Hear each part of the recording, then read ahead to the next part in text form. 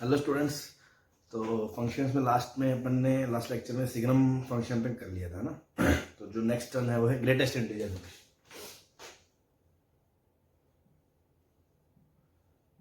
Greatest integer function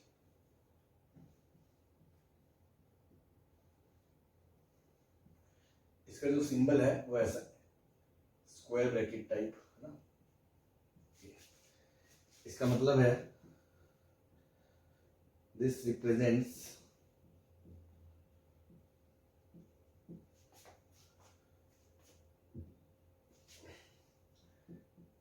greatest integer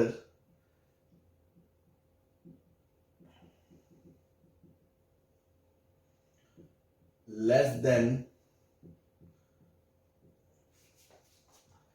equals to or less than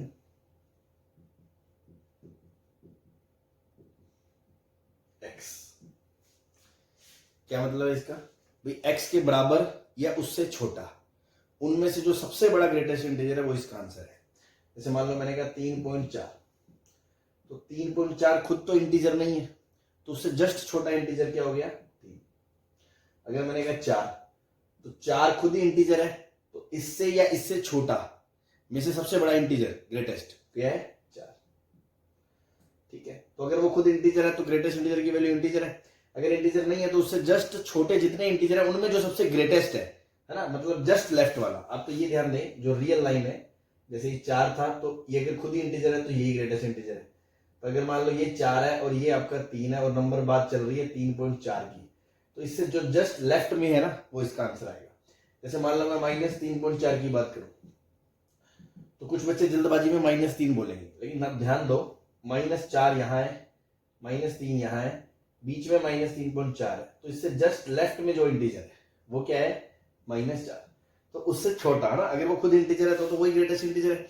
अगर वो खुद integer नहीं है तो उससे जितने छोटे हैं उनमें से जो सबसे ग्रेटेस्ट है, मींस जस्ट लेफ्ट वाला है ना, रियल लाइन में जस्ट लेफ्ट वाला, वो उसका इंटीजर है। जैसे मान लो ग्रेटेस्ट इंटीजर ऑफ ई क्या हो गया? 2 हो जाएगा। अगर मैं बोलूं ग्रेटेस्ट इंटीजर ऑफ -π क्या हो जाएगा? -π लगभग -3.14 समथिंग होता है, तो उसका उससे छोटा ग्रेटेस्ट इंटीजर क्या आएगा? -4। ठीक है जी, इस तरह से अपन को इसको डील करना। ठीक, चलो ये तो इसके बारे में हमने थोड़ा इन्फो दे दिया कि क्या है। अब अगर इसको डिफाइन करने लगे, क्योंकि ये पीस वाइज की कैटेगरी में अलग अलग हिस्सों में अलग अलग डेफिनेशन आएगी। अगर मान लो मैंने कहा x क्या है? 0 से लेके 1 के बीच है, तो देखो अगर मैं x की जगह 0 रखूंगा तो ग्रेटेस्ट इंटीजर क्या आएगा? 0। 0.01 रखूंगा तो भी 0, 0.02 रखूंगा तो भी 0, 0.9 रखूंगा तो भी 0, 0.9999 रखूंगा तो भी 0। ठीक है ना, तो उनसे जस्ट छोटे इंटीजर सबके लिए वैल्यू क्या आएगी? 0। लेकिन अगर 1 क्लोज कर दिया तो 1 पे ग्रेटेस्ट इंटीजर की वैल्यू 1 आएगी, इसलिए मैंने इसको 1 क्लोज नहीं लिया। तो क्लोज 0 से 1 के बीच में कोई भी नंबर हो, उसका जो ग्रेटेस्ट इंटीजर है वो क्या होगा? वो क्या होगा? 0। ऐसे अगर मान लो मैंने कहा कि अगर x 1 हो जाए तो ग्रेटेस्ट इंटीजर क्या आएगा? 1। 1.1 का भी 1, 1.9 का भी 1, तो 1 से लेके 2 तक ग्रेटेस्ट इंटीजर की वैल्यू क्या आएगी? 1। ऐसे ही अगर मैं बोलूं x 2 से 3 हो जाए तो उसका ग्रेटेस्ट इंटीजर क्या आएगा? 2।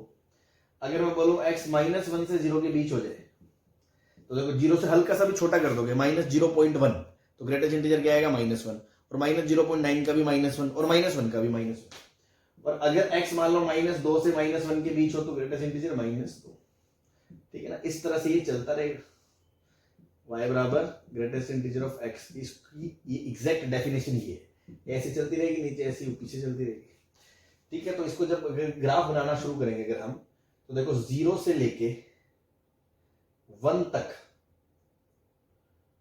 1 ओपन तक, इसकी वैल्यू क्या है? 0। और 1 से लेके 1 होते ही वैल्यू क्या आ जाएगी? 1 हो जाएगी। और 1 से लेके ये वैल्यू कब तक चलेगी? 2 तक। जैसे ही वैल्यू 2 होगी ये जंप मार के 2 पे पहुंच जाएगा। 2 से लेके 3 तक वैल्यू क्या चलेगी? 2। और जैसी वैल्यू 3 हो गई ये वैल्यू 3 हो जाएगी। ठीक है, इस तरह से ये चलेगा। ऐसे 0 से हल्का सा भी छोटा होते ही वैल्यू -1 हो जाएगी। 0 पे यहां है, 0 से जस्ट लेफ्ट में -1, और -1 तक वैल्यू -1 ही चलेगी। फिर -1 से हल्का सा ही छोटा होते ही वैल्यू -2 हो जाएगी, और वो -2 तक चलेगी। ठीक है, तो ये इसका ग्राफ है। तो इसका जो दूसरा नाम है, इसको स्टेप अप फंक्शन भी बोलते हैं। स्टेप अप क्यों, ऐसे सीढ़ियां चढ़ रहा है ना, तो स्टेप ऑफ फंक्शन बोलते हैं। डोमेन की बात करें तो देखो ऐसी कोई वैल्यू नहीं है जिसके कोरेस्पोंडिंग आंसर ना आए या रियल ना आए, हर वैल्यू पे कोई ना कोई आंसर आएगा, तो डोमेन क्या है आर। और जो रेंज है, रेंज वो इंटीजर्स का सेट है, हर इंटीजर आ जाएगा 0 1 2 3 4 इन्फिनिटी तक ऐसी पीछे, तो रेंज इंटीजर है, डोमेन आर है।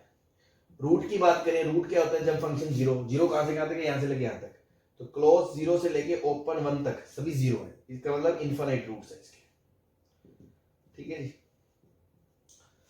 तो ये अपने ग्रेटेस्ट इंटीजर फंक्शन के बारे में जानकारी इकट्ठा कर ली कि फंक्शन है क्या, डोमेन क्या है, रेंज क्या है और इसका ग्राफ कैसा है, ठीक है जी। चलो अब इसके बारे में हमें कुछ इंपॉर्टेंट प्रॉपर्टीज वगैरह और भी कई तरह के इस पे जो क्वेश्चंस बनते हैं, कुछ बातें करनी है, तो वो लिखते हैं।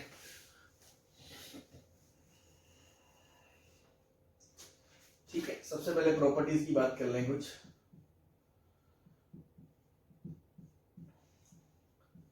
ठीक है, बहुत ही इंपॉर्टेंट प्रॉपर्टी है जो है वो है ये कि x minus one greatest integer जो x है वो या तो x या x के बराबर होता है, और या x माइनस मतलब x माइनस वन से तो वो बड़ा होगा हमेशा, और ग्रेटेस्ट और x और या x से छोटा होगा। जैसे मैं एग्जांपल लेके समझाऊंगा आपको, मान लो x की वैल्यू कितनी है 4, तो ग्रेटेस्ट इंटीजर ऑफ x क्या हो गया 4, और x माइनस वन क्या हो गया 3, तो 3 से बड़ा है ग्रेटेस्ट इंटीजर 4 और इस 4 के बराबर है। लेकिन अगर मान लो एग्जांपल लिया मैंने x की जगह ले लिया 3.4, तो x greatest integer of x क्या हो गया 3, और x माइनस वन क्या हो गया 2.4, तो देखो ग्रेटेस्ट इंटीजर ऑफ x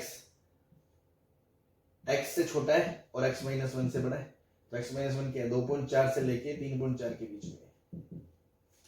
तो अगर x इंटीजर नहीं है तो यहाँ इक्वलिटी नहीं आएगी, अगर x इंटीजर है तो यहाँ इक्वलिटी आएगी, तो दोनों को क्लब करके मैं बोल सकता हूँ कि x माइनस वन से तो ये हमेशा ही बड़ा होगा, और ग्रेटेस्ट इंटीजर और x के बराबर होगा, ये छोटा होगा।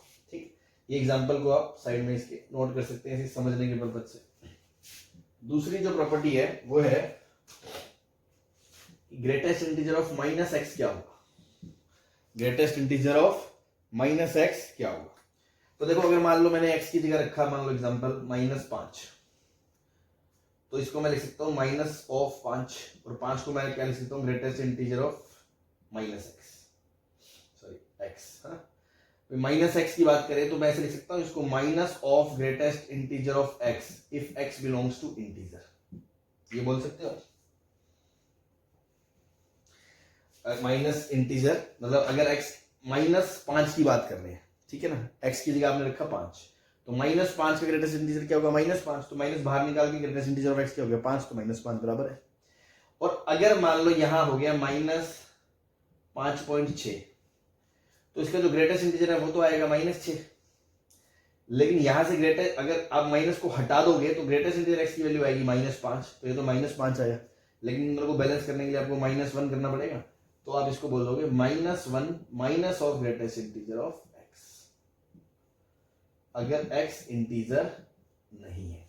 तो इन दोनों, इसको अगर मैं इधर ले आऊं तो आप इसको कम करके ऐसे बोल सकते हो कि greatest integer of x plus greatest integer of -x बराबर 0 होगा यहां से जब x इंटीजर होगा, क्योंकि 5 - 5 0, और जब x इंटीजर नहीं होगा तो मान लो 5.6 है, तो यहां से तो आएगा 5 और यहां से आएगा -6, तो आंसर क्या आएगा -1, दोनों का सम क्या आएगा -1। ठीक है जी, तो ये हमें ध्यान रखना। नेक्स्ट, ठीक है जी, नेक्स्ट है कि जैसे ग्रेटेस्ट इंटीजर के अंदर x प्लस माइनस आई हो, है ना, i क्या है इंटीजर, तो आप i को बाहर निकाल सकते हो, x greatest integer of x plus minus I लिख सकते हो। जैसे मान लो 3.4 प्लस 5 हो, तो आप इसको 3.4 का ग्रेटेस्ट इंटीजर प्लस 5 कर दोगे तो भी आंसर 3 + 5 8 ही आएगा, और सीधा इसका ग्रेटेस्ट इंटीजर लिखोगे तो भी 8 ही आएगा। लेकिन अगर मान लो आपने लिखा सॉरी एक और देखो 3.4 - 5 है, तो कितना -1.6 है, तो ग्रेटेस्ट इंटीजर -2 आएगा। आप इसको अलग कर लो, 3.4 प्लस ग्रेटेस्ट इंटीजर ऑफ -5, -5 अलग कर लिया, ग्रेटेस्ट इंटीजर ऑफ ये, तो ये 3 आएगा, ये -5, तो भी आंसर -2 आएगा। कुल मिला के अगर प्लस या माइनस में इंटीजर है तो आप उसको निकाल के बाहर फेंक सकते हो, ठीक है ना, ऐसे। लेकिन अगर मान लो प्रोडक्ट में ऐसे प्रोडक्ट में, तो आप ऐसे नहीं लिख सकते कि x into greatest integer of x dot I, ऐसे नहीं लिख सकते आप, ये आप नहीं कह सकते हमेशा। ठीक है जी, क्यों नहीं कह सकते? कोई भी एग्जांपल से समझ लो। जैसे मान लो मैंने कहा कि x की जगह लिखा 1/5 इंटू आई को लिखा 5।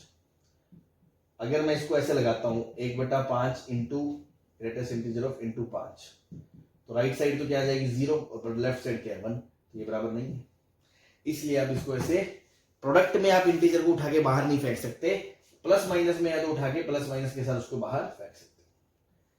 ऐसी greatest integer of x plus greatest integer of y को आप ऐसे नहीं लिख सकते।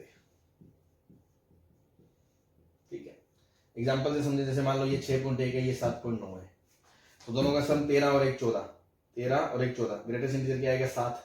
अगर इधर कर दोगे 6.1 7.9, तो ये आएगा 6 और ये आएगा 7, तो ये आएगा 13 और ये आएगा 14, तो 14 13 के बराबर नहीं है, इसलिए आप इसको ऐसे अलग भी नहीं कर सकते। अगर ये इंटीजर है भाई तो अलग कर सकते हो, अदरवाइज नहीं कर सकते। प्रोडक्ट में है तो भी अलग नहीं कर सकते। ठीक है जी,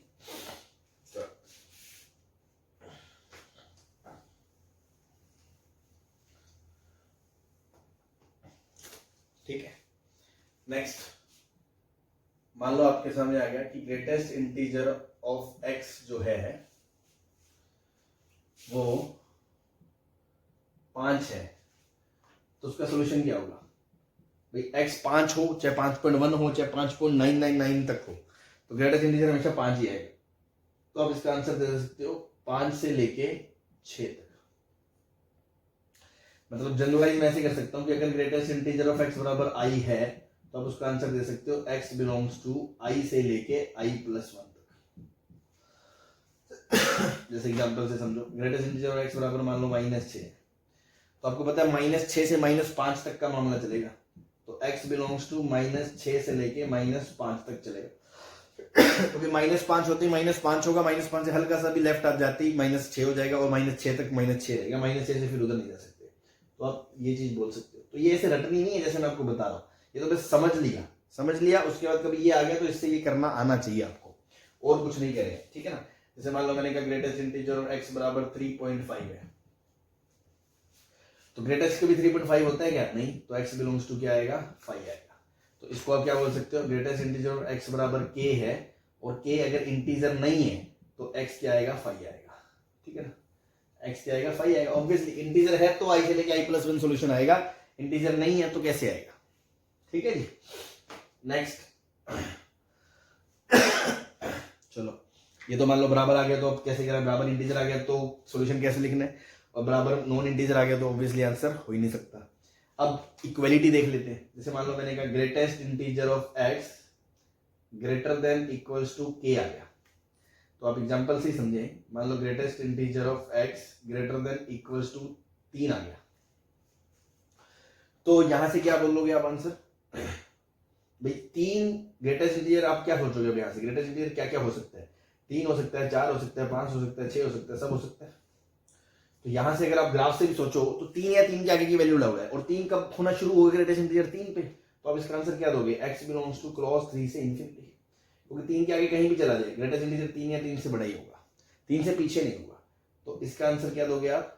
k है ना, i है, मान लो i, तो x बिलोंग्स टू क्या आएगा? i से लेके इंफिनिटी तक। ठीक है ना। तो ये रटनी नहीं है जो डब्बे में मैं बता रहा हूं, ये तो जस्ट ऐसे ही मैं लिख रहे हैं, एग्जाम्पल के साथ समझे आप। ठीक है ना, एग्जाम्पल ध्यान रखें, बस और कुछ नहीं। ठीक है, जैसे मान लो इसी में मैंने कहा greatest integer of x greater then 3 आ गया, ग्रेटर देन 3 आ गया, तो भी देखो ग्रेटेस्ट इंटीजर x मतलब क्या क्या हो जाएगा? 4 हो सकता है, 5 हो सकता है, 6 हो सकता है, सब हो सकते हैं। तो यहां से आंसर क्या आएगा? x belongs to 4 to infinity. ठीक है जी। तो अगर मैं बोलूं greatest integer of x greater than i आ गया, तो आपको पता है i से एक बड़ा, तो i + 1 से लेके इंफिनिटी हो जाएगा x। अब मान लो मैंने कहा ग्रेटेस्ट इंटीजर ऑफ x तो 3.4 आ गया, तो कुछ लोग जोश में बोल देंगे तुरंत सर नहीं 5 आएगा, है ना। ऐसा थोड़ी है भाई, ये अलग चीज थी, ये अलग चीज है। यहां पर तो बराबर कह रहे थे 3.5, तो बराबर 3.5 नहीं हो सकता क्योंकि वो इंटीजर है। 3.4 से बड़े इंटीजर्स तो वैल्यू ले ही सकता है। इसका क्या मतलब है, आप इसको तुरंत कन्वर्ट कर लोगे, ग्रेटेस्ट इंटीजर ऑफ x 4 या 4 से बड़ी वैल्यू ले सकता है।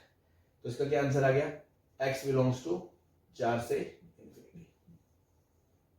ठीक है ना। तो इस तरह से बस कॉमन सेंस से आपको चीजें देखने और डील करना है, कोई रट्टाफिकेशन नहीं है इसमें। ठीक है, मान लो मैंने कहा कि greatest integer of x less then 5 आ गया, -5 आ गया, लेस देन इक्वल्स टू -5 आ गया। ठीक है,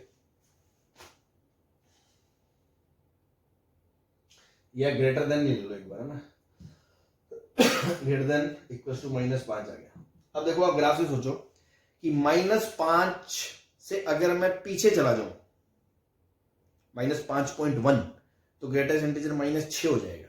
लेकिन यहां -6 अलाउड नहीं है, यहां क्या क्या अलाउड है, -5, -4, -3, ये सब अलाउड है। तो आपका जो x है ना, x वो -5 से लेफ्ट में नहीं जा सकता, मतलब जो आंसर आएगा वो -5 से इन्फिनिटी तक ही आएगा। ठीक है जी। अगर मान लो greatest integer x greater than -5 हो जाता तो -5 से बड़े क्या क्या वैल्यू ले सकता है, वो -4, -3 ये सब वैल्यू ले सकता है। तो जो आपका x है वो क्लोज -4 से इन्फिनिटी ही जाएगा। ठीक है ना। मान लो मैंने कहा greatest integer of x less than equals to -4 आ गया। अब आप ये सोचो -4 या -4 से छोटा, मतलब ग्रेटेस्ट इंटीजर ऑफ x आपका माइनस इन्फिनिटी से लेके -5, -4 यहां तक की वैल्यू ले सकते हैं, मतलब -4 से आगे नहीं जा सकता, -3 नहीं हो सकता। तो अब वो ग्राफ इमेजिन करो ग्रेटेस्ट इंटीजर का कि -4 वैल्यू कब होगी, -4 वैल्यू -3 से थोड़ा सा छोटा नंबर होते ही शुरू हो जाएगी, -3.01 पे भी हो जाएगी, क्योंकि -3 तक वो -3 रहता है, उसके लेफ्ट में जाते ही वो -4 होना शुरू हो जाएगा। और -4 आपका अलाउड है, तो इसका जो आंसर आएगा ना वो दिखने में थोड़ा सा अजीब लगेगा, आंसर आएगा -इन्फिनिटी से -3 ओपन। क्योंकि -3 पे वैल्यू -3 होगी, उसके इधर -3 से ज्यादा होगी, उसके इधर -3 से कम होगी, -3 से हल्का सा भी कम होती ग्रेटेस्ट इंटीजर -4 आ गया, उससे कम -5 आ गया, उससे कम -6 आ गया, तो -4 या 4 से कम अलाउड था, तो ये वाला आंसर आएगा। ऐसी मान लो मैंने कह दिया कि यार ग्रेटेस्ट इंटीजर x है जो वो लेस देन -4 हो गया, तो आपको पता है ग्रेटेस्ट इंटीजर लेस देन -4 हो गया, मतलब कि वो लेस देन और इक्वल्स टू -5 हो गया। -4 से छोटा, -4 पे इक्वलिटी नहीं है, तो उससे छोटा क्या हो गया, -5, -6, -7। तो अब यहाँ इक्वलिटी में कन्वर्ट कर लो इसको। नाउ -5, -6, -7 हो सकता है। -5 कहां से होना शुरू हो जाएगा, -4 के लेफ्ट से, तो जो आंसर आएगा वो आएगा -इन्फिनिटी से लेके -4 ओपन तक। ठीक है, ऐसी मान लो मैंने कह दिया ग्रेटेस्ट इंटीजर x जो है -3.6 से छोटा हो जाए, -3.6 से छोटा हो जाए मतलब -4 हो सकता है, तो greater than equals to -4, less than equals to -4। तो -3.6 से छोटा मतलब -4, -5, -6 हो सकता है, तो -4 से इक्वलिटी आ गई, तो अगेन इसका आंसर क्या आएगा, x बिलोंग्स टू -इन्फिनिटी से -3। ठीक है ना। तो इस तरह से जब इनइक्वालिटीज आ जाए तो आपको घबराना नहीं है, बस कॉमन सेंस से ग्राफ को देखते हुए उसको डीलिंग करना आना चाहिए। ठीक है जी, चलिए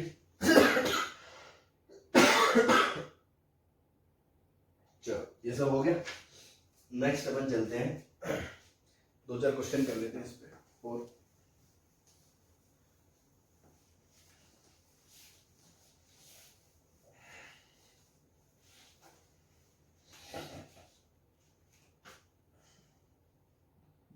क्वेश्चंस है ना। A and B are two positive fractions। Fraction का मतलब क्या होता है, 0 से 1 के बीच, है ना। पॉजिटिव मतलब क्लॉज 0 से लेके 1 के बीच है। एंड अल्फा बराबर दे रखा है greatest integer of a plus b की मैक्सिमम वैल्यू, ये है ग्रेटेस्ट इंटीजर GIF, है ना। GIF ही कहा है ना, कुछ और नहीं कहा, है ना, कहीं तुम गलत समझ लो, है ना। GIF, है ना। और बीटा होता है greatest integer of a plus greatest integer of b। Then find quadratic equation whose roots are alpha and beta. बहुत सिंपल सी बात है। तो देखो आपको पता है a कहां से कहां तक है, क्लोज 0 से 1 तक, b कहां से कहां तक है, क्लोज 0 से 1 तक, दोनों को ऐड करोगे तो a प्लस b कहां से कहां तक है, क्लोज 0 से 1 तक, तो ग्रेटेस्ट 2 तक, सॉरी, तो greatest integer of a plus b की वैल्यू क्या क्या आ सकती है, 0 या 1 आ सकती है। भाई कोई क्वांटिटी 0 से लेके 2 तक जा रही है, 2 हो नहीं रही है, तो 2 से छोटी मतलब 1.9 तक भी जा रही है, तो ग्रेटेस्ट इंटीजर 1 भी आ सकता है। और हो सकता है a प्लस बी का दोनों का सम x से भी छोटा हो, 0.2 0.3 मिला के, तो 0.5 का ग्रेटेस्ट इंटीजर क्या आएगा 0। तो इसकी जो वैल्यू है 0 भी हो सकती है 1 भी हो सकती है, बट क्वेश्चन में क्या क्या है, मैक्सिमम। इसलिए a प्लस बी की जो मैक्सिमम वैल्यू है वो कितनी है, 1 है। Now greatest integer of a क्या होगा 0। भाई कोई क्वांटिटी 0 से लेके 1 से छोटी है तो ग्रेटेस्ट इंटीजर क्या आएगा 0, ग्रेटेस्ट इंटीजर b क्या आएगा 0। तो अल्फा की वैल्यू तो आ गई ये और बीटा की वैल्यू क्या आ गई 0, दोनों का सम 0 प्लस 0। तो sum of roots alpha plus beta, तो 1 प्लस 0 बराबर 1 और प्रोडक्ट ऑफ रूट्स बराबर 0। तो क्वांटिटी क्या होती है x square minus sum of roots into x plus product of roots equals to 0। तो x square minus x plus 0 is equals to 0। तो आंसर क्या आ गया x square minus x is equals to 0। This is your answer. ठीक है जी, I hope इसमें भी कोई दिक्कत नहीं होगी आप। चलिए नेक्स्ट क्वेश्चन लेते हैं। जैसे मान लो क्वेश्चन है greatest integer of 2 cos x plus greatest integer of sin x is equals to 3। ये आगे सॉल्व करना है आपको। तो देखो ऐसे केसेस में आपको केस बना के सोचना पड़ता है। पहले तो आप खुद सोचो कॉस की औकात क्या है, कॉस कहां से कहां तक है, -1 से 1 तक। तो जो 2 cos x है वो कहां से कहां तक है, -2 से 2 तक। अब कोई क्वांटिटी -2 से 2 तक है तो उसका जो ग्रेटेस्ट इंटीजर है वो क्या क्या वैल्यू ले सकता है, वो -2 भी ले सकता है, -1 भी ले सकता है, 0 भी ले सकता है, 1 भी ले सकता है, 2 भी ले सकता है। मतलब 2 cos x का ग्रेटेस्ट इंटीजर ये वैल्यूज ले सकता है। ऐसी sin x की क्या औकात है, -1 से 1 तक। तो उसका जो ग्रेटेस्ट इंटीजर है sin x का वो क्या क्या वैल्यू ले सकता है, -1 ले सकता है, 0 ले सकता है, 1 ले सकता है। इसके अलावा तो कोई पॉसिबिलिटी नहीं है। मतलब ये आप इंडिपेंडेंट होकर सोच रहे हो कि इसकी मैक्सिमम वैल्यू क्या है, इसके यहाँ से इसकी रेंज क्या है, ग्रेटेस्ट की वैल्यू क्या क्या हो सकती है। तो ये 5 पॉसिबल वैल्यू, ये 5 पॉसिबल वैल्यू। अब आप सोचो कि ऐसी दो चीजें, मान लो ये x है कैपिटल, ये y है ना, या ये a है ये b है। भाई दो चीजें दोनों इंटीजर है, a ये सब हो सकता है, b ये सब हो सकता है, और उन दोनों का सम 3 है। तो कैसे कैसे हो सकता है। तो सपोज a की जगह -2 हो जाए, a की जगह अगर -2 हो जाए तो b को 3 होने के लिए 5 होना पड़ेगा, मतलब दोनों का सम 3 होने के लिए 5 होना पड़ेगा। तो ये तो पॉसिबिलिटी है ही नहीं, b कुछ भी नहीं हो सकता यहां से कि उनका सम 3 बन जाए। ऐसे a अगर -1 हो जाए तो b अगर -1 हो गया तो -1 -2 आएगा, b 0 हो गया तो -1 0 -1 आ गया, 1 हो गया तो -1 + 1 b 0 आ गया। तो भी यहां से कोई पॉसिबिलिटी नहीं है कि दोनों का सम 3 बन जाए। अगर मान लो a 0 हो गया तो भी -1 मिलेगा तो 0, 0 मिलेगा 0, 1 मिलेगा तो भी 0, तो भी पॉसिबिलिटी नहीं है। अगर ये 1 हो जाए तो इसको 2 होना पड़ेगा b को 3 होने के लिए, वो भी नहीं हो सकता। तो एक ही केस बचा कि cos को क्या होना पड़ेगा, इसको 2 और इसको क्या होना पड़ेगा, ओनली पॉसिबिलिटी। अभी हम ये नहीं कह रहे ये आंसर है, ये चेक करना पड़ेगा है या नहीं है, या है तो कहां है। अभी तो हमने हिट एंड ट्रायल से बस ये देखा इंडिपेंडेंट सोच के कि एक a है एक b है, a ये हो सकता है, b ये हो सकता है, दोनों का सम 3 होने की क्या क्या पॉसिबिलिटी है। तो एक ही पॉसिबिलिटी दिखी, जब ये 2 हो जाए ये 1 हो जाए, इसके अलावा ये 3 नहीं हो सकता, कभी भी नहीं हो सकता।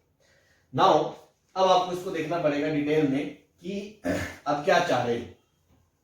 बेसिकली मैं चाह रहा हूं कि 2 cos x का ग्रेटेस्ट इंटीजर, जिसको मैं a बोल रहा हूं, है ना, वो हो जाए 2, और sin x का ग्रेटेस्ट इंटीजर, जिसको मैं बोल रहा हूं b, वो हो जाए 1। तभी ये आंसर पॉसिबल है। तो एक बात बताओ, ये 2 होगा मतलब कि 2 cos की जो मैक्सिमम वैल्यू है वो खुद ही 2 है। 2 से छोटा अगर ये हो गया तो उसका ग्रेटेस्ट इंटीजर 2 से छोटा होगा, 2 नहीं हो सकता। भाई किसी चीज का ग्रेटेस्ट इंटीजर अगर 2 है तो वो क्वांटिटी या तो 2 होगी या 2 से बड़ी होगी। 2 से बड़ा ये हो नहीं सकता, इस भाई की औकात ही 2 तक जाने की है। तो एक ही सूरत में पॉसिबल होगा जब 2 cos x की वैल्यू 2 हो जाए, मतलब cos x की वैल्यू 1 हो जाए। पहली बात। अब यहां देखो कि b की वैल्यू 1 चाहिए, मतलब ग्रेटेस्ट इंटीजर की किसी की वैल्यू 1 है तो वो अंदर वाला जो भाई साहब है ग्रेटेस्ट इंटीजर के, वो या तो 1 होंगे या 1 से बड़े होंगे। और साइन की औकात ही -1 से बना है तो उसको भी 1 ही होना पड़ेगा। तो sin x को भी 1 ही होना पड़ेगा। ये दोनों चीजें हमें साथ साथ चाहिए कि cos भी 1 हो जाए, sin भी 1 हो जाए। ऐसा होता है कि कभी? ऐसा कभी नहीं होता। साइन और cos दोनों एक साथ 1 थोड़ी होते हैं। Sine square plus cos square हमेशा 1 होता है। अगर ये दोनों वन हो गए तो sine square plus cos square 2 हो जाएगा, है ना, which is not possible, which is not possible. तो दुनिया में ऐसा कोई एक्स नहीं है जो इस इक्वेशन को संतुष्ट कर पाए, इसलिए एक्स बिलोंग्स टू 5, ठीक है ना। तो देखो आंसर कुछ भी नहीं निकला, पर एनालिसिस कितनी करनी पड़ी हमें, है ना। तो यही सब चीजें हैं जहां दिमाग का खेल लगेगा, तो थोड़ा सा ध्यान पूर्वक इन चीजों को करना है, ठीक है जी। इसको पॉज करके आप नोट डाउन कर लेना, नेक्स्ट क्वेश्चन पे चलते हैं।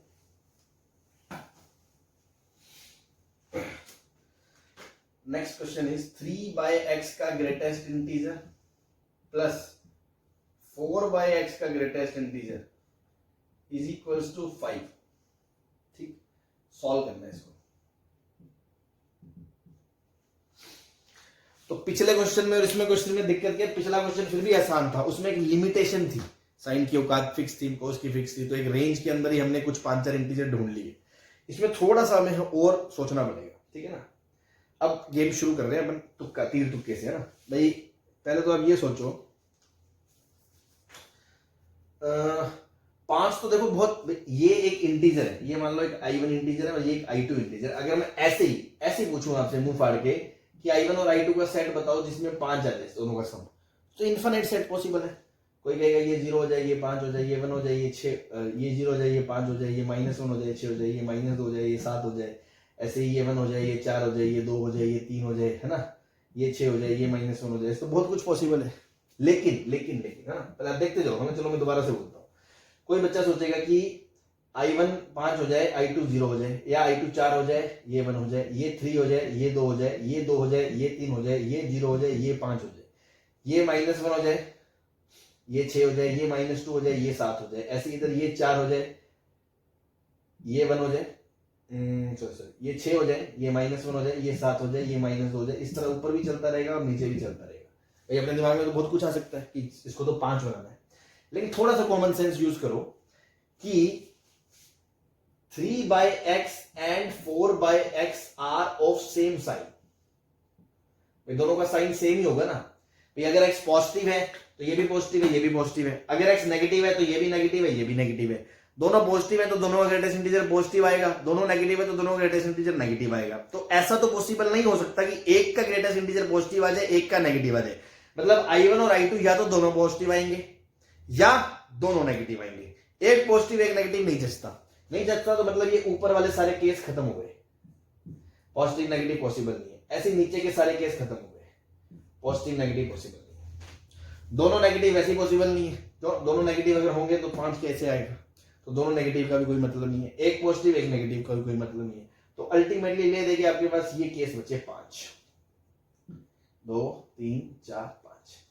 देखो अब थोड़ा सा लेंदी जरूर है, बट सिस्टमेटिक तरीका क्या होगा इसको सोचने का। मान लो केस 1 लिया आपने, तो केस 1 क्या है कि i1 तो कितना है 5 है एंड i2 कितना है 0 है। अब एक बात बताओ, चलो देखते हैं, ठीक।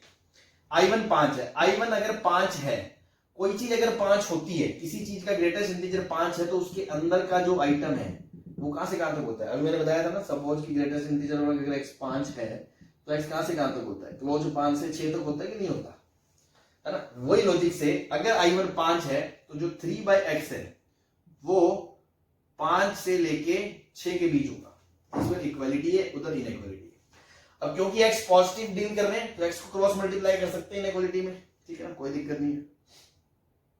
और क्रॉस मल्टीप्लाई करने की जरूरत नहीं है भाई, ये भी पॉजिटिव है ये भी पॉजिटिव है, क्योंकि 3/x 5 से 6 के बीच है, तो xy जो 3 है वो कहां से कहां तक होगा, 1/6 से 1/5 के बीच होगा। तो यहां से देखो 3 से कर दोगे इधर, तो 3/6 से लेके x 3/5 के बीच में होगा। मतलब x के यहां से कहां तक होगा, हाफ से लेके 3/5 के बीच में होगा, अगर उसको ग्रेटेस्ट इंटीजर 5 होना है तो। अब इधर आ जाओ एंड, है ना, i2 को 0 होना है, इसको 0 होना है, ग्रेटेस्ट इंटीजर को 0 होना है, तो उसके अंदर का जो भाई साहब है उसको कहां से कहां तक होना पड़ेगा, 0 से लेके 1 तक, तभी 0 होगा। तो रेसिप्रोकल कर दोगे तो x/4 कहां से कहां तक होगा, 1 से लेके 1/0 इन्फिनिटी तक, ठीक है ना, ठीक है ना। अब कोई कहेगा सर यहाँ इक्वालिटी क्यों नहीं है, क्योंकि ये 0 भी कभी होगा नहीं, है ना, तो यहाँ इन्फिनिटी भी ये कभी नहीं होगा, ठीक है। तो x/4, तो x कहां से कहां तक आ गया, 4 से लेके इन्फिनिटी तक।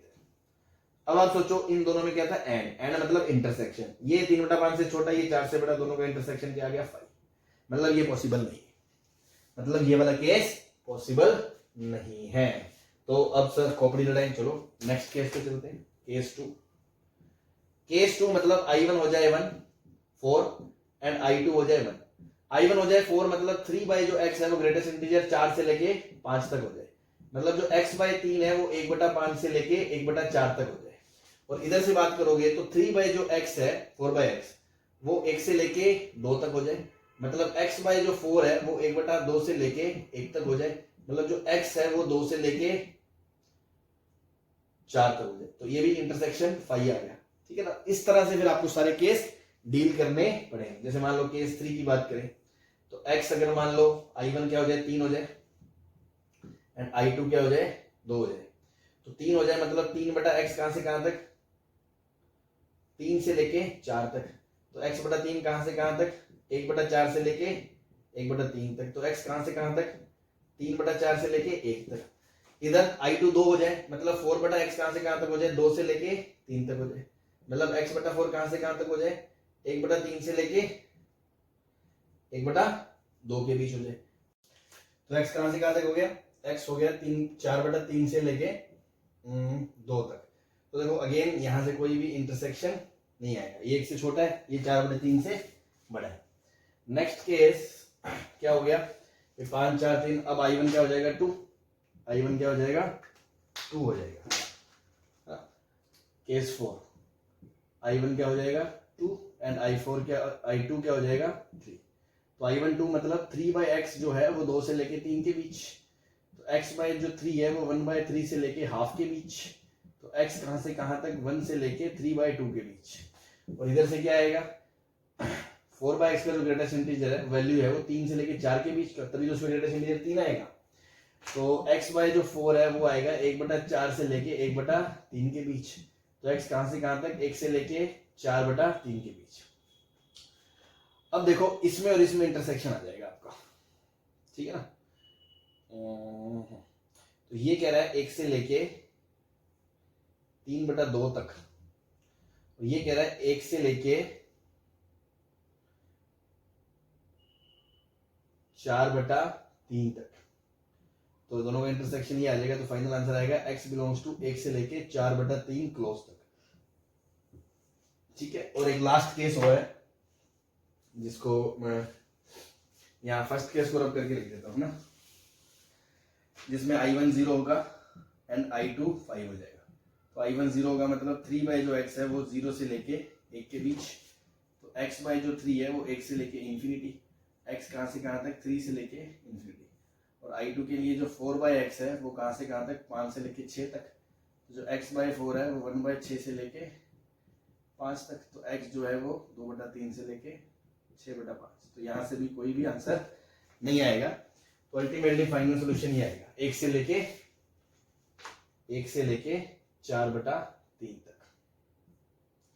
आप देख भी सकते हो 4/3 रखोगे अगर, तो 4/3 रखोगे अगर तो ये 9/4 आएगा, इसका ग्रेटेस्ट इंटीजर 2 आएगा, और 4/3 रखोगे वो 3 आएगा, तो 3 + 2 5 आ जाएगा, है ना।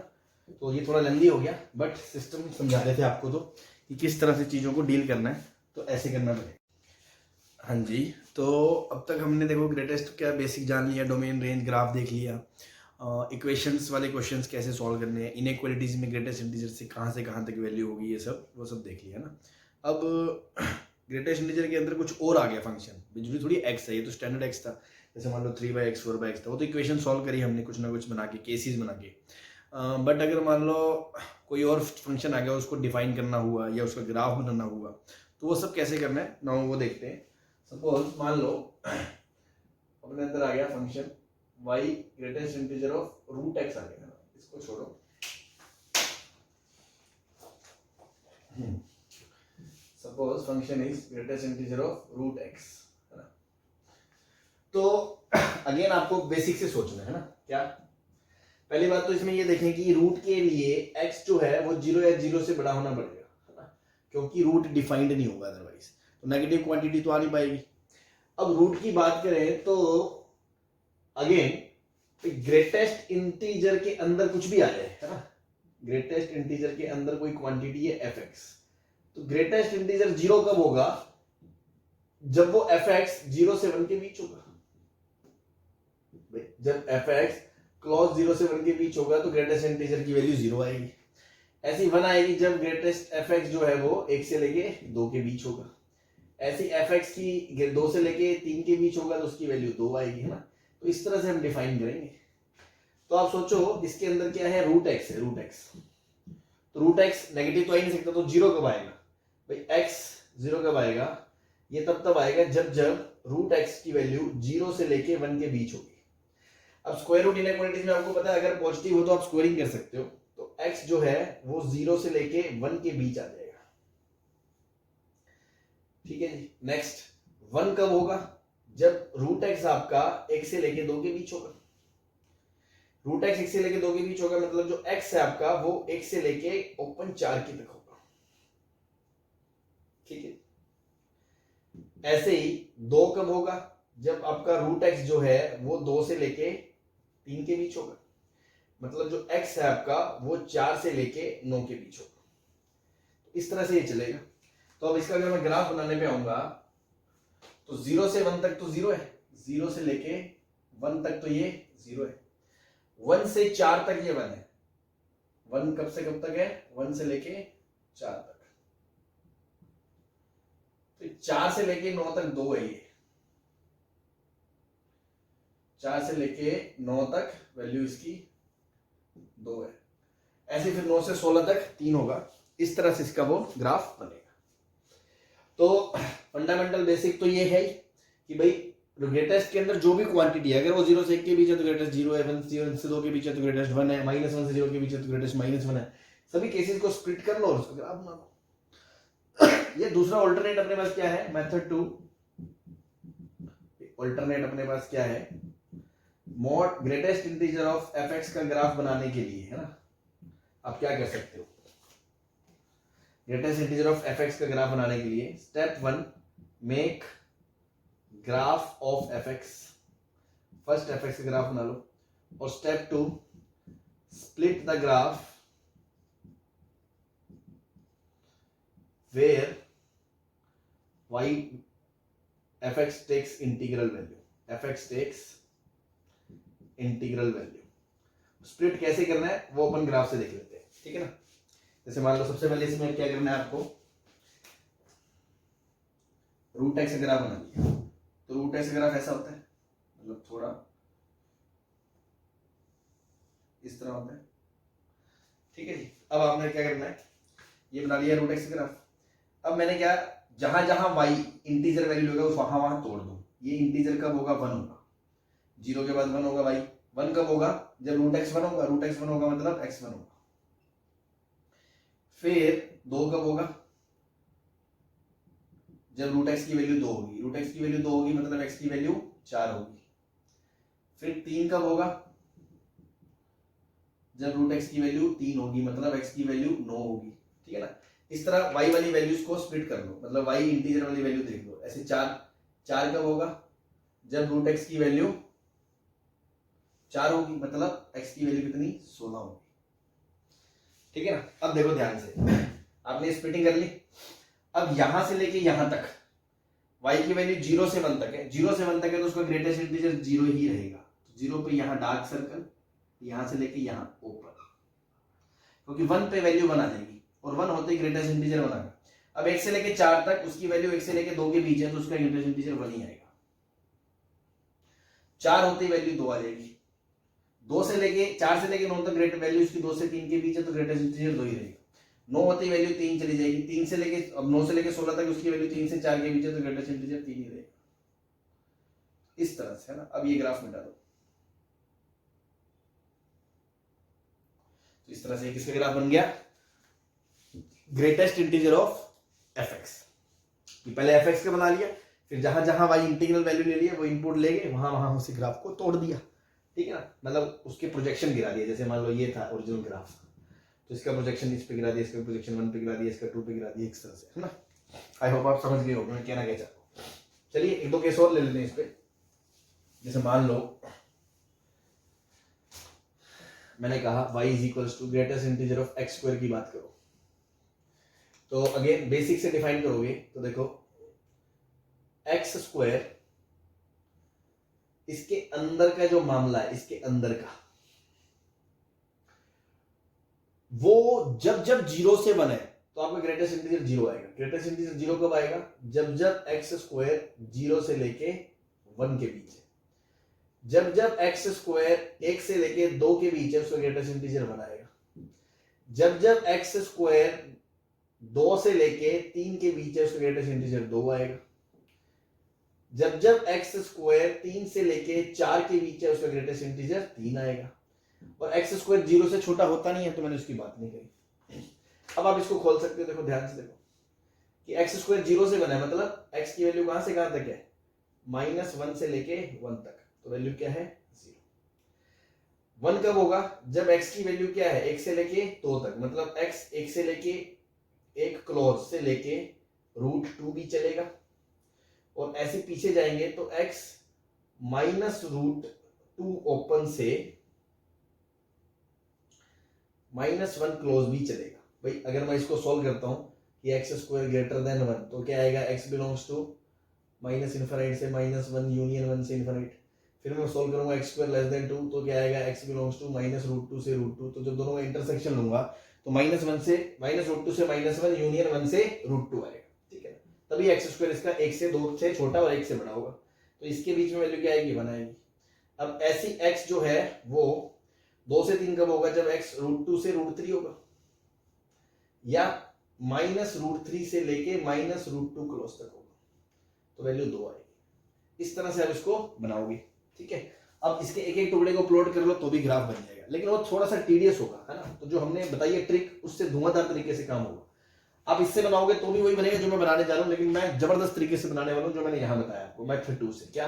सबसे पहले fx का ग्राफ बना लो, x स्क्वायर का ग्राफ ऐसा होता है। अब आपको तोड़ना है कहां कहां, जहां ये 1 हो रहा है। 1 कब होगा? जब ये 1 होगा, ये -1 होगा। फिर ये 2 कब होगा? जब ये √2 होगा, जब ये -√2 होगा। फिर ये 3 कब होगा? जब ये √3 होगा। ये x √3 होगा तो x स्क्वायर 3 होगा, ये -√3 होगा। ऐसे ये 4 कब होगा? जब ये 2 होगा तो ये -2 होगा, ठीक है। तो ध्यान से देखो, यहां से लेके यहां तक इसकी वैल्यू 0 से 1 तक है, तो जो ग्रेटेस्ट इंटीजर वो वैल्यू 0 क्लोज से लेके 1 ओपन तक रहेगी। फिर यहां से लेके यहां तक उसकी वैल्यू 1 रहेगी ग्रेटेस्ट इंटीजर की, तो 1 से लेके यहां तक √2 होते ही वैल्यू 2 हो जाएगी। 2 से लेके √2 से √3 तक उसकी वैल्यू 2 से क्लोज 3 ओपन तक है, तो ग्रेटेस्ट इंटीजर 2 आएगा यहां तक। फिर यहां से लेके यहां तक, फिर यहां तक, ऐसे इधर -1 से -√2 तक वैल्यू 1 से 2 के बीच है। 1 से 2 के बीच है तो ग्रेटेस्ट इंटीजर 1 से लेके ये 2 ओपन तक ऐसे, ठीक है। और इधर यहाँ ऐसे, फिर यहाँ 2 से लेके 3 तक ये ओपन ऐसे, और फिर 3 होते ही √3 ये इधर से लेके फिर ये ऊपर चलता रहेगा, है ना। बस मान लो मैं इतना ही बना रहा हूँ, -2 से 2 के बीच, ये मिटा दो।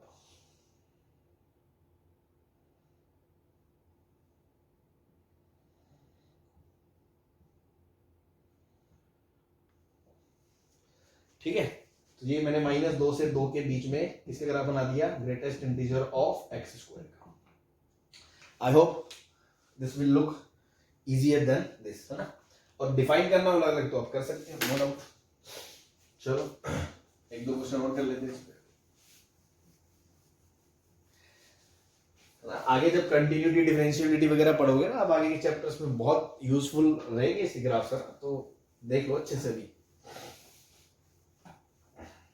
चलो मान लो क्वेश्चन आ गया 2 sin x ग्रेटेस्ट इंटीजर का ग्राफ बनाना है। तो सबसे पहले किसका ग्राफ बनाओगे? 2 sin x का। मान लो मेरे को बनाना है x -π से लेके 2π तक, है ना, इतना ही बनाना है बस। तो 2π तक -π तक ये बन गया। अब आपको पता है ये जो वैल्यू है ये -1 है, और ये जो वैल्यू है वो 1 है। तो देखो g1 से ग्राफ टूटेगा। 1 कब है? π/2 पे। और -1 कब है?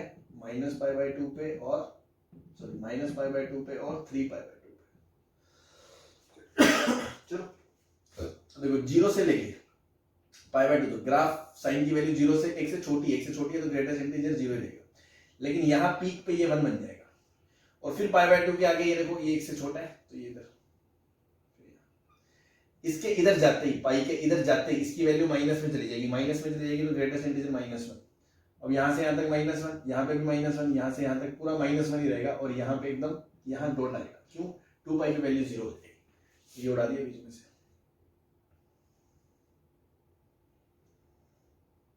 ये ग्राफ बन गया। ऐसे इसके पीछे जाती -1, इधर इसके यहाँ पे डॉट पे 0 वैल्यू, और इसके पीछे -1 और 1 -1 है ना, बस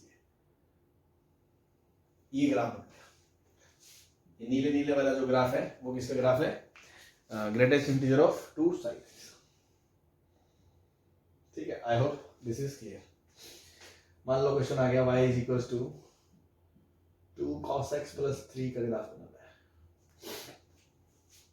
ठीक, तो अभी वैसे अपने ट्रांसफॉर्मेशंस नहीं पढ़े हैं ना, ट्रांसफॉर्मेशंस अभी नहीं पढ़े हैं कि जैसे ग्राफ में कुछ गुना करते हैं तो वो शिफ्ट हो जाता है, प्लस करते हैं तो किसी शिफ्ट हो जाता है ना, तो ये छोड़ो अभी, है ना। ट्रांसफॉर्मेशन पढ़ने के बाद अपन ये सब बना सकते हैं। तो जो ग्राफ आपको स्टैंडर्ड याद है ना, जो आता है अल्टीमेटली उसमें भी वही फंडा लगेगा भाई। अंदर वाले का हम ग्राफ बनाना सीख जाएंगे 2 cos प्लस 3 का, तो पहले उसका बना देंगे, उसके बाद ऐसे ग्रेटेस्ट तोड़ लेंगे। ऐसे मान लो ग्रेटेस्ट इंटीजर की cos प्लस साइन हो तो cos प्लस साइन का पहले बनाना अगर सीख जाएंगे तो वो बना लेंगे उसके बाद। तो अल्टीमेटली करेक्ट इज दैट कि ग्रेटेस्ट इंटीजर ऑफ fx का ग्राफ बनाने के लिए पहले fx का बना लो और फिर उसको वहां ब्रेक कर लो इंटीजर्स पे। ठीक है, ठीक है, बहुत है इतने तो एग्जांपल। चलिए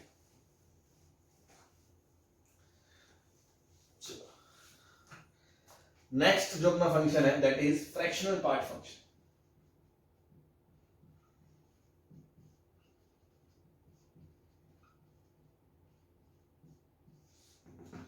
फ्रैक्शनल पार्ट फंक्शन, इसका जो सिंबल है वो ऐसा है, y इज इक्वल टू ऐसे करली ब्रेसिस में x,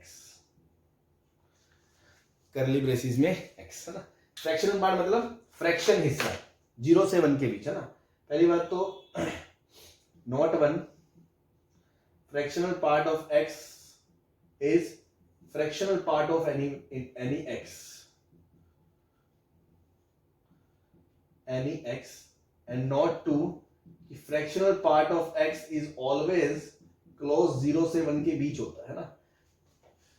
जैसे आपने लोग वगैरह पढ़ा हो 11th में, वहां मेंटिसा वगैरह बताया गया होगा, तो वहां फ्रैक्शन का जिक्र किया गया होगा, नहीं तो नहीं याद दोबारा सुन लो। जैसे 3.4 था, तो 3.4 अगर x है तो इसका जो ग्रेटेस्ट इंटीजर था x वो कितना था?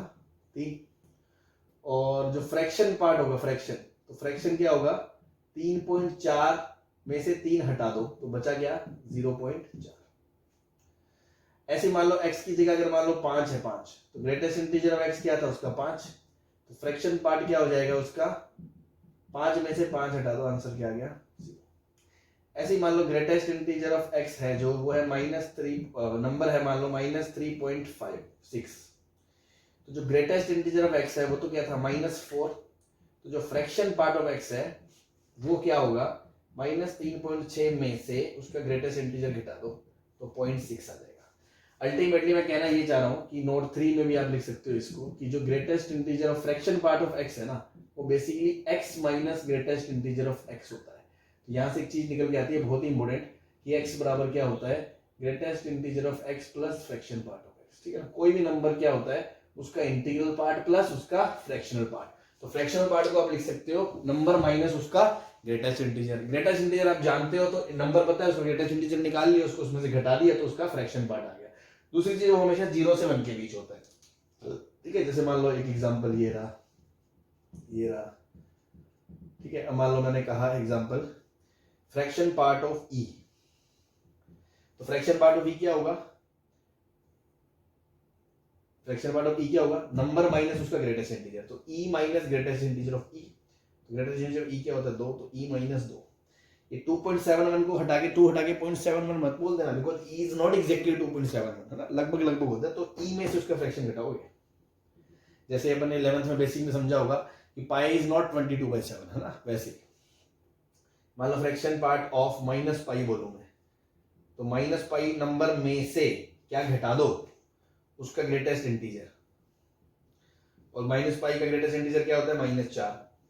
तो माइनस पाई माइनस -4, तो माइनस माइनस प्लस 4, तो आंसर वुड बी 4 - पाई। ठीक है ना? तो इस तरह से फ्रैक्शन को डिफाइन करते हैं। नंबर में से उसका इंटीजर पार्ट घटा दो, है ना, बहुत ही इंपॉर्टेंट प्रॉपर्टी है ये, तो वो फ्रैक्शन होती है ये वाली। तो अल्टीमेटली एक ही बात है, 0 से 1 के बीच होता है, हमेशा नॉन नेगेटिव होता है। एंड फ्रैक्शन पार्ट का ये मतलब है। अब इसका ग्राफ बनाना शुरू करते हैं। तो ऑब्वियस सी बात है, देखो अगर x 0 से 1 के बीच है, अगर x 0 से 1 के बीच है, जैसे मान लो मैंने कहा 0.3, 0.9, तो इसका फ्रैक्शन ये खुद ही है भाई। अगर ये x है तो ये इसका फ्रैक्शन है। लेकिन अगर मान लो x 1.3 है तो फ्रैक्शन क्या है? 0.3। तो फ्रैक्शन क्या हो गया? x minus greatest integer of x, और ग्रेटेस्ट इंटीजर ऑफ x से 2 के बीच में क्या होगा? 1, तो x - 1। तो अब इसको पीस वाइज अगर डिफाइन करेंगे, है ना, पीस वाइज अगर इसको डिफाइन करेंगे तो कैसे आएगा? y is equals to fraction part of x will be equals to, तो अगेन देखो x minus greatest integer of x when x is greater than 0 से 1, ऐसी when x is greater than 1 से 2, तो x minus greatest integer of x, ऐसी x minus greatest integer of x when x is 2 to 3, मतलब हर जगह में से x में से उसका ग्रेटेस्ट इंटीजर घटाना है हमको, -1 से 0, है ना, इस तरह से। और ग्रेटेस्ट इंटीजर हमने पढ़ लिया, तो देखो 0 से 1 में ग्रेटेस्ट इंटीजर क्या हो जाएगा? 0, तो ये x आ जाएगा as it is when x belongs to 0 से 1। वन जब x 1 से 2 के बीच में है तो उसका ग्रेटेस्ट इंटीजर क्या आएगा? 1, तो आ जाएगा x - 1। ऐसे जब 2 से 3 के बीच में है तो उसका ग्रेटेस्ट इंटीजर क्या आएगा? 2, तो x - 2 आ जाएगा। ऐसे जब x - 1 से 0 के बीच में है तो उसका ग्रेटेस्ट इंटीजर क्या है? -1, तो x - +1 आ जाएगा। उसके पीछे जाओगे तो x + 2 आ जाएगा जब x बिलोंग्स टू -2 से 0। तो इस तरह से इधर भी चलता रहेगा और इधर भी चलता रहेगा। ठीक है ना? तो ये इसकी पीस वाइज डेफिनेशन हो गई। चलो अब इसका अगर ग्राफ बनाना चाहेंगे हम, तो ग्राफ बनाने के लिए देखो क्या होगा? 0 से 1 के बीच में y बराबर x है, तो y बराबर x लाइन ऐसे होती है। लेकिन हमें ये पहले सारी लाइनें बना लेता हूं मैं, ये y बराबर x है। फिर दूसरी लाइन कौन सी है? x - 1। x - 1 लाइन होती है, 1 पे वैल्यू आएगी 0 और 0 पे वैल्यू आएगी -1। ठीक है, तो ये वाली लाइन होगी। ये लाइन है y बराबर x, ये लाइन है y बराबर x - 1। ऐसे x - 2 लाइन को प्लॉट करोगे तो ऐसी आएगी, है ना। स्ट्रेट लाइन आपको आता है y बराबर x - 2, क्योंकि 2 रखने पे 0 आएगा और 0 रखने पे -2 आएगा।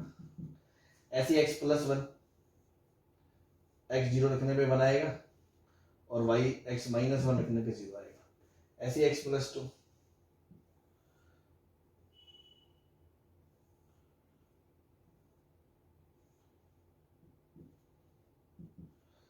ठीक है। इसकी इक्वेशन क्या आएगी? x + 2। इसकी इक्वेशन क्या आएगी? x + 1, इस तरह से। लेकिन ये सारी लाइनें सारे टाइम मौजूद थोड़ी हैं भाई। पार्ट पीस वाइज का मतलब क्या है? उतने टुकड़े में ही डिफाइंड है। अब जैसे y बराबर x का है 0 से लेके 1 तक, तो 0 से लेके 1 तक बस, है ना, 1 पे छोड़ दो। उसके आगे ये नहीं है, उसके पीछे ये नहीं है, और 1 पे होल है। क्यों? क्योंकि 1 पे तो अगली डेफिनेशन है x - 1, तो 1 से ये शुरू होगी x - 1, और ये कहां तक जाएगी? 2 तक। तो 2 के आगे भी ये नहीं है, 2 के पीछे भी ये नहीं है। ऐसी 2 से ये शुरू होगी और 2 के आगे नहीं है, तो ये 3 तक ही जाएगी बस। ठीक, ऐसे ये -1 से 0 तक, तो -1 से 0 ओपन तक, उसके आगे ये नहीं है, उसके पीछे ये नहीं है। ये -2 से -1 तक, उसके आगे नहीं है, उसके पीछे नहीं। तो इस तरह से इसका जो है वो ग्राफ बनता है। ये 4 तक, ऐसे इसके पीछे जाओगे तो -3 तक, और ये जो लाइन है ये y बराबर बना है, लेकिन इस पे ग्राफ कभी पहुंचता नहीं है ना। आप अगर देखो रेंज देखो तो y 0 से नीचे कभी नहीं जा रहा, 0 इन पॉइंट्स पे हो रहा है, 0 के ऊपर 1/2, 1/3, 1/4 सब हो रहा है, लेकिन 1 नहीं हो रहा, क्योंकि 1 वाली लाइन पे अगर काटोगे, ऐसे ड्रॉ करोगे, तो ग्राफ को कट नहीं कर रही, सब जगह ये होल है ना, ओपन से, है ना।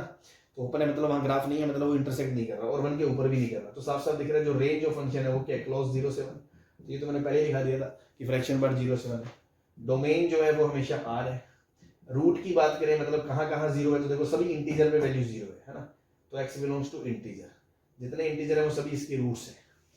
ठीक है ना। और ये भी खासकर ध्यान रखें, ये बहुत इंपॉर्टेंट है, इनकी इक्वेशन है, ये y बराबर x होता है, ये y बराबर x माइनस 1 होता है, ये y बराबर x माइनस 2 होता है, ये y बराबर x प्लस 1 होता है ना। तो ये काम आएंगी।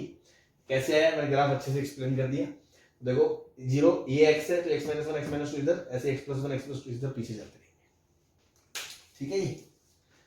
तो फ्रैक्शन पार्ट का बेसिक क्या है, फ्रैक्शन पार्ट का मतलब क्या है, फ्रैक्शन पार्ट का डोमेन क्या है, रेंज क्या है, रूट क्या है, ग्राफ क्या है, ये सब हमने देख लिया। ठीक है जी। चलिए आगे बात करते हैं हमने।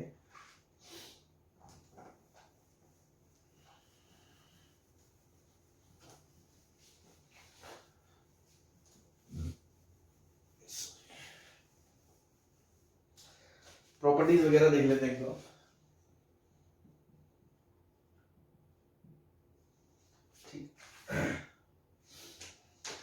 एक तो वही अगेन की greatest integer of x plus fraction part of x होता है ना, बहुत इंपॉर्टेंट प्रॉपर्टी है। और यहीं से आप फ्रैक्शन पार्ट ऑफ x को लिख सकते हो x minus greatest integer of x। तीसरी चीज fraction part of x plus fraction part of minus x क्या होगा। अब आप सोचो अगर x इंटीजर है तो फ्रैक्शन पार्ट 1 का भी 0 माइनस 1 का भी 0, तो 0 प्लस 0 0, अगर x क्या है इंटीजर।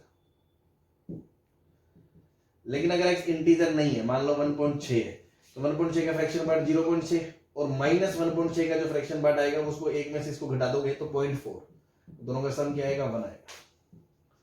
ठीक है, तो ये भी एक प्रॉपर्टी आ गई, तो इसको ध्यान रखें। तो यहां से अपन ये भी बोल सकते हैं कि minus of fraction part of x को कभी रिप्लेस करना हो तो आप ऐसे दो केस बना के कर सकते हो कि minus of fraction part of x, minus बाहर आ जाएगा when x is integer, and when x is not integer then it will be 1 minus fraction part of x। ठीक है, तो 1 में से घटा दो उसको पॉजिटिव वाले का फ्रैक्शन पार्ट, उसका आंसर आ जाए। तो ये तो मैं पहले ही कह रहा हूं, जैसे माइनस 2.3 है तो उसका ग्रेटेस्ट इंटीजर क्या आएगा माइनस 3, तो फ्रैक्शन निकालने के लिए आप क्या करोगे माइनस माइनस प्लस 3 0.7, तो अल्टीमेटली पॉजिटिव वाले को सीधा ही 1 में से घटा दो, आंसर आ जाएगा अगर x इंटीजर नहीं है। ठीक है जी, चलो ये हो गया। उसके बाद जैसे obviously fraction part of x plus minus integer हो तो वो फ्रैक्शन पार्ट ऑफ x ही होता है, इंटीजर से कोई फर्क नहीं पड़ेगा।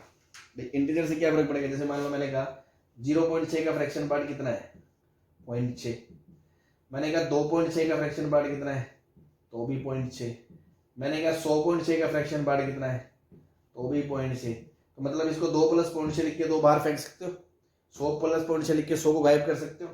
ऐसे 0.6 में से मान लो मैंने माइनस 2 कर दिया तो भी ये माइनस 1.4 ही आएगा, तो भी इसका फ्रैक्शन पार्ट 0.6 ही आएगा, तो इसको सीधे लिख देते 0.6, बस इंटीजर उड़ा देते।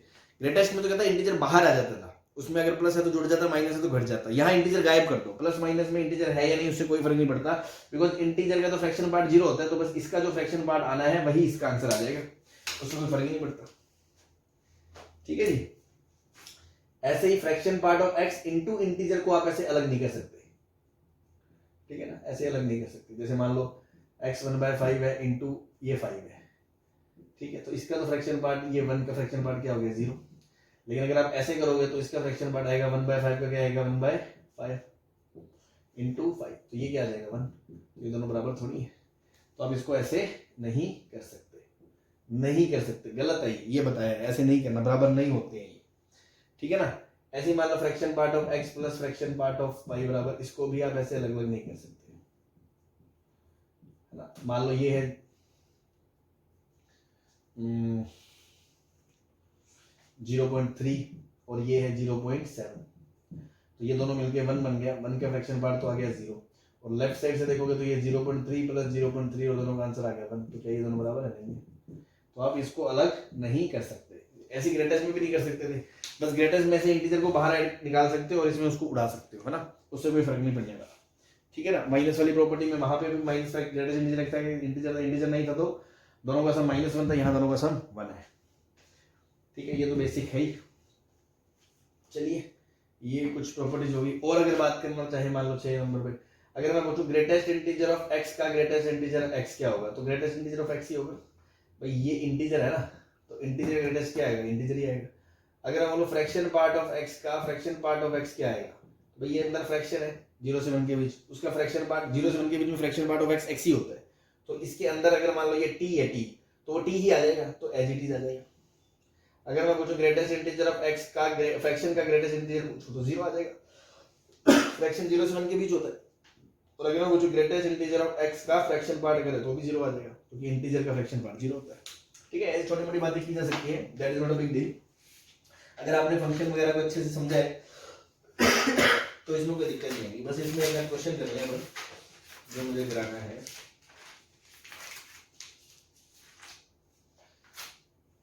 चलिए ठीक है, तो ये प्रॉपर्टीज वगैरह होगी फ्रैक्शन वगैरह की।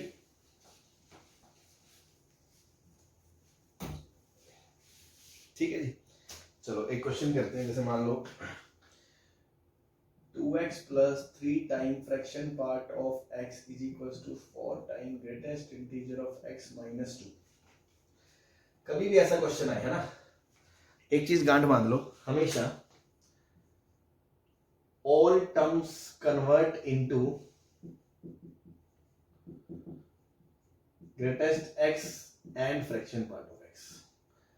ठीक है, ये अपना रामबाण है ऐसे क्वेश्चंस को करने का। ठीक है ना, मतलब ये तो इसमें है ही, ये तो है ही, तो बचा कौन ये, इस x को अपन क्या लिख देंगे बेसिक प्रॉपर्टी से, greatest integer of x plus fraction part of x plus 3 time fraction part of x is equals to 4 fraction greatest integer of x minus 2। तो यहां से क्या आएगा, 2 time greatest integer of x plus 2 time fraction part of x is plus 3 time fraction part of x is equals to 4 greatest integer of x minus 2। तो 5 time fraction part of x is equals to 2 time greatest integer of x minus 2। 2 common आ गया तो अंदर क्या बचा, ग्रेटेस्ट integer of x minus 1 बटा 5 fraction part of x। ठीक है, इससे क्या करा हमने, इससे हमने फ्रैक्शन एक तरफ कर लिया और बाकी सारा तामझाम एक तरफ कर लिया। अब आपको पता है क्योंकि जो फ्रैक्शन पार्ट ऑफ x है उस भाई की औकात क्या होती है, 0 से 1 के बीच होती है। तो आप इस वाली क्वांटिटी को 0 से 1 के बीच कर दोगे, तो twice of greatest integer of x minus 1 upon 5, ये कहां से कहां तक, 0 से लेके 1 के बीच। तो इसको आप सॉल्व कर लो, 5 से मल्टीप्लाई कर दो, 0 से लेके 2 times greatest integer of x minus 1 should less than 5। ठीक, अब 2 से डिवाइड कर दो, तो 0 से लेके greatest integer of x minus 1 less than 5/2 plus 1 add कर दो, तो ग्रेटेस्ट इंटीजर ऑफ x 0 से लेके 7/2 तक। ये आपकी इनइक्वालिटी बना ली हमने कि ग्रेटेस्ट इंटीजर की औकात ये है 0 से। तो यहां से देखो पता चलेगा कि ग्रेटेस्ट इंटीजर क्या क्या वैल्यू ले सकता है। भाई 0 ले सकता है, हाँ ले सकता है, 1 ले सकता है, ले सकता है, 2 ले सकता है, 3 ले सकता है, क्योंकि ये वैल्यू 3.5 है, 3.5 से छोटा ग्रेटेस्ट इंटीजर सारे चलेंगे और 0 या 0 से बड़े चलेंगे। तो ये 4 पॉसिबल वैल्यूज है। अब कुछ लोग जल्दबाजी में आगे पता क्या बोलेंगे कि ग्रेटेस्ट इंटीजर की वैल्यू 0 से 3 तक है, तो वो बोलेंगे कि जो x है x वो 0 से लेके 4 तक हो जाएगा, क्योंकि इसके बीच में कोई भी x उठाओ उसकी ग्रेटेस्ट इंटीजर ये सेटिस्फाई करेगा और ये आपका आंसर हो जाएगा। लेकिन ये गलत है। ठीक है भाई, ये हमने आंसर थोड़ी निकाला है, ये हमने रेंज कंस्ट्रेंट करके इतना पता करा है कि आंसर अगर आएगा तो इसके बीच में ही आएगा 0 से 4, क्योंकि 0 से 4 के बीच के नंबर का ही ग्रेटेस्ट इंटीजर 0 1 2 3 आएगा। अगर 4 से आगे चला गया तो ग्रेटेस्ट इंटीजर 3 से बड़ा आ जाएगा, अगर 0 से पीछे चला गया तो ग्रेटेस्ट इंटीजर माइनस 0 से छोटा आ जाएगा, जो पॉसिबल नहीं है, क्योंकि इस भाई की औकात 0 से 1 है, तो इस साइड की औकात ये है, मतलब ये यहां से आता है, ये यहां से आता है, ये यहां से आता है, मतलब ये चीजें ही पॉसिबल हो सकता है, तब तो आंसर आएगा, अदरवाइज आंसर नहीं आएगा। ये है, ठीक है ना। तो इसका मतलब आंसर आएगा तो इसके बीच आएगा, इससे ये पता चला है, ये नहीं पता चला कि ये आंसर है। आप इसको कुछ ऐसे देखो, जैसे मान लो मैंने कहा कि